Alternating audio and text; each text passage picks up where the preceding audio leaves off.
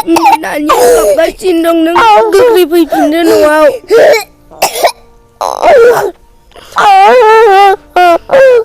दानिनो नोंखौ नांगौ आरो आंनोबो नांगौ नोंखौ रावबो नोंखौल' नागिरो दुमबाजार गामिनि दादा होननाया जाम्बुगुरि गामिनि रसिला नार्जारी होननायखौ लानानै खारदों। थारैनो मानसिनि गोसोआव सैथो होननाया गैमारला नामा? गिथावनानिफ्राय गिथावनासिन जालांनो हमदों सुबुंफोरनि आखल आखुआ। बेबायदि सुबुंफोरखौ मासे जुनारजोंसो रुजुनो हायो। बेबादिनो हिनजाव गुन्दा होनना मिथिखागौ बेखौ। क'क्राझार जिल्लानि गसाइगाव महकुमानि सिङाव थानाय जाम्बुगुरि गामिनि मुनमुन नार्जारी 10 बोसोर, मनिका नार्जारी 3 बोसोर फिसाजोफोरखौ एबा प्रतिन नार्जारीखौ असे हिनजाव रसिला नार्जारीया सासे बोराइराय हौवा दुमबाजार गामिनि चक्रसिं नार्जारी अदेबानि दादा होननाय सासे बोराइराय बिहामजो बिजामादै मोनलायनाय बिसोर सानैजों सिरि गोसो थोलाय खोमानानै खारखोमा लांदों। दा बहा दं नखरनि अन्थाव बाथाव गथ'फोरजों लोगोसे फिसाय प्रतिन नार्जारीया दुखुजों हालाय हाफाय जानानै दङ।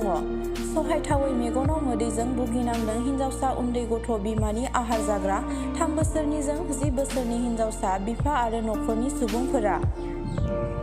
दा बेनिखायनो जेरावखि थाङा मानो न'आव फैफिननो गाबै गाबै बिमाखौ खावलायहरदों अन्थाव बाथाव फिसाजो आरो फिसाया। लोगोसे सोरबाफोर नुसनबायब्ला खौरां हरनो मिथिहोहरदों।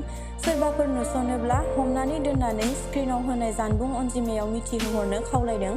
जानबुं नं 8453150376।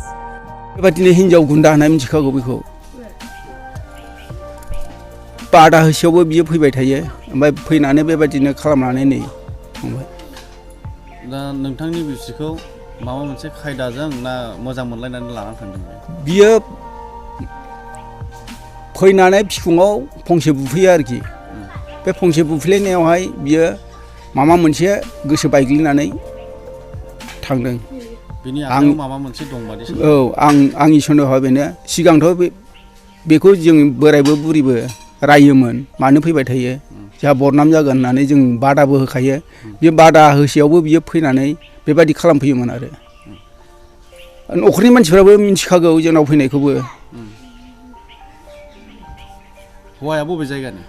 दुमबाजारनि चक्रसिं होननाय। दादा होनबा फेमास आरोखि बयबो मिथियोबो दादाखौ। चक्रखौ बांसिन मिथिया। नाम मोजाङा चक्र, नाम बिदिनो गामियाव गाबज्रिग्रा दादा अल फेमास। दा नोंथांनि हिनजावा दादा होननायजों खारलांबाय। दा बे हिनजावखौ लेंहरफिननायनि मा खोथा बुङो? हिनजावाथ' फैफिननांगौ। आंनि न'खराव आंना गथ' गथाय 2 दं फोरोंलांनांगौ न'खर संसार जालांनांगौ। दासो गथ' 2 हाबजेनदों संसार जानाया जेबो जायाखै। फैफिनोबा हामगौ आरो आंनि थाखाय। मानोना उन्दै गथ' आहार जानाय गथ' दं बेयाव हराव सामफ्रामबो नागिरो। बिदिनो जों थगाय थसिसो दोननाङो। गाबगासिनो थायो बियो सम सम गोसोखाङो बिमाखौ आमायालाय होननानै। जों थगाय दोननाङो आरोखि। गावबो नुखादों उन्दै गथ'खौ। आंनि उन्दै गथ'खौ गावबो नुखादों हौवायाबो बे चक्रसिंआबो दादायाबो। अब्लाबो बियो मा गोसोजों लांखो बिमाखौ बेखौ आं सानस'नो हायाखिसै आरोखि। हौवानि न'खराव सोर दं? फिसाफोर साबसे दं मिथिगौ नामा हौवाफोरनि न'खराव? हौवा बे चक्रसिंना न'खराव बिजामादैबो दं, बिहामजोबो मोनबाय। फिसाफ्रा गासै 4 ना बेसेबांबा दं होनदों। दा बे मानसियानो आंनि हिनजावखौ बेबायदि खालामना लांबाय। दा बबेयावहाय दं बादि सानो? दा बबेयाव दङ फनखौनो सुइस अफ खालामना लाजोब्बाय। जोंबो बेखौ बुंनो रोङा बबेयाव दंहैयो। दा आं लुबैयो फैफिनजानो। मानोना जोंहा उन्दै गथ' दं गाबबाय थायो बिनि थाखाय आं खावलायहरो आरोखि। सोरबाफोर नुसनबायोबा बेखौ हमनानै दोननानै नैबे मबाइल नाम्बाराव खिथाहरबानो